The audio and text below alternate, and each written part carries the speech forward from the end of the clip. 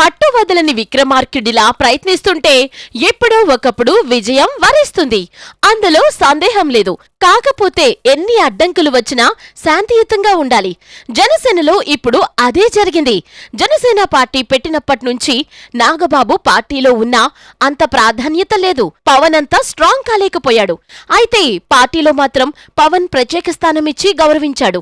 మొన్న ఎన్నికల్లో ఎంపీగా పోటీ చేసేందుకు గ్రీన్ సిగ్నల్ ఉన్నా పొత్తుల నేపథ్యంలో విరమించుకోవాల్సి వచ్చింది.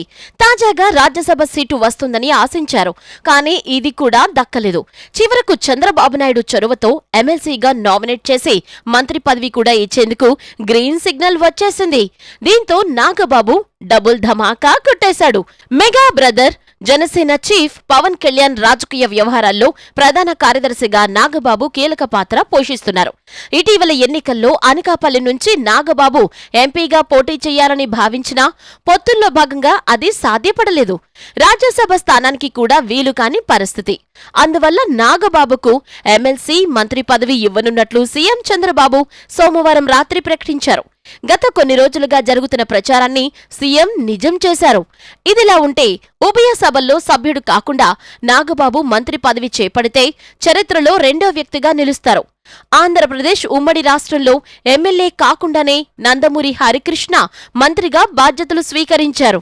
అప్పట్లో శాసనమండలి మనుగడలో లేకపోవటం వల్ల ఆయన ఎమ్మెల్యేగా గెలిచే అవకాశం లేక 6 నెలల తరువాత మంత్రి పదవికి రాజీనామా చేయాల్సి వచ్చింది. కాగా టీడీపీ కూటమి అధికారంలోకి రాగానే డిప్యూటీ సీఎం పవన్ కళ్యాణ్ రెండో అన్న నాగబాబుకు టీటీడీ చైర్మన్ పదవికి అవకాశం ఉన్నట్లు ప్రచారం జరిగింది. ఈ పదవికి తీవ్ర పోటీ ఉన్న నేపథ్యంలో నాగబాబు కూడా సుముఖంగా లేనట్లు పవన్ కళ్యాణ్ తో పాటు నాగబాబు కూడా ట్విట్టర్ వేదికగా వివరణ ఇచ్చిన విషయం తెలిసిందే. రాష్ట్రంలో టీడీపీ కూటమి ప్రభుత్వం ఏర్పడిన తరువాత మాజీ సీఎం వైఎస్ జగన్ తో విభేదించిన మాజీ మంత్రులే కాకుండా 3 రాజ్యసభ సభ్యులు రాజీనామా చేసిన విషయం తెలిసిందే. ఆ ఖాళీల్లో ఒక స్థానం నాగబాబుకు దక్కుతుందని జనసేన శ్రేణులు సంబరపడ్డాయి. అయితే ఇటు రాష్ట్రంలో టీడీపీ కూటమి, కేంద్రంలోని ఎన్డీఏ భాగస్వామ్య పక్షాలకు పదవుల్లో ప్రాధాన్యత ఇవ్వాల్సిన అనివార్యమైన పరిస్థితి ప్రస్తుతం నెలకొంది. రాజకీయ సమీకరణాల నేపథ్యాన్ని పరిశీలిస్తే వైసీపీకి రాజీనామా చేసిన 3 సభ్యులు కూడా బీసీ సామాజిక వర్గం వారే. 3 స్థానాల్లో 1 బీజేపీకి కేటాయించగా రాజీనామా చేసిన కొద్ది రోజుల్లోనే బీసీ సంఘం జాతీయ నాయకుడు ఆర్ కృష్ణయ్యకు, నెల్లూరు జిల్లాలో బీసీ సామాజిక వర్గానికే చెందిన బీద మస్తాన్కు టీడీపీ నుంచి మళ్లీ పదవులు వరించాయి. మరో స్థానం కూడా టీడీపీనే తీసుకుని సాన సతీష్కు అవకాశమిచ్చింది. ఈ పరిణామాలతో నాగబాబుకు రాజ్యసభ దక్కని పరిస్థితి ఏర్పడింది. శాసన మండలిలో కూడా వైసీపీ సభ్యులు రాజీనామా చేసిన విషయం తెలిసిందే. ఆ స్థానంలో ఒకరిగా కొణిదెల నాగబాబుకు అవకాశం కల్పిస్తున్నట్లు సీఎం చంద్రబాబు ప్రకటించారు. అంతేకాకుండా తన మంత్రివర్గంలోకి తీసుకోనున్నట్లు కూడా స్పష్టం చేశారు. ఎమ్మెల్సీ పదవి దక్కకుండానే నాగబాబు మంత్రి అయితే విభజిత రాష్ట్రంలో కూడా ఓ రికార్డు నమోదయ్యే అవకాశం లేకపోలేదు. 1995లో టీడీపీలో ఏర్పడిన ఆగస్టు సంక్షోభంతో ఎన్టీ రామారావు సీఎం పదవిని కోల్పోయారు.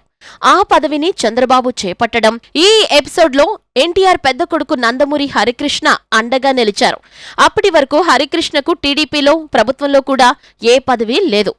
ఎన్టీఆర్ అభిమానుల నుంచి విమర్శలకు ఆస్కారం లేని రీతిలో చంద్రబాబు వ్యూహాత్మకంగా వ్యవహరించినట్లు అప్పటి పరిస్థితులు చెప్పకనే చెప్తాయి. అందులో భాగంగా హరికృష్ణను ఏకంగా మంత్రివర్గంలోకి తీసుకున్నారు. రవాణా శాఖ మంత్రిగా నియమించారు. ప్రస్తుతం విభజిత ఆంధ్రప్రదేశ్లో అసెంబ్లీతో పాటు శాసనమండలి కూడా మనుగడలో ఉంది. అందువల్ల ఎమ్మెల్యేగా పోటీ చేయడానికి ప్రస్తుత పరిస్థితుల్లో స్థానాలు ఖాళీ లేకున్నా మంత్రి పదవి చేపట్టే కొణిదెల నాగబాబుకు రోజుల వ్యవధిలో అయినా ఎమ్మెల్సీగా నామినేట్ చేయడానికి అవసరమైన అనుకూల పరిస్థితులు ఉండటం గమనార్హం.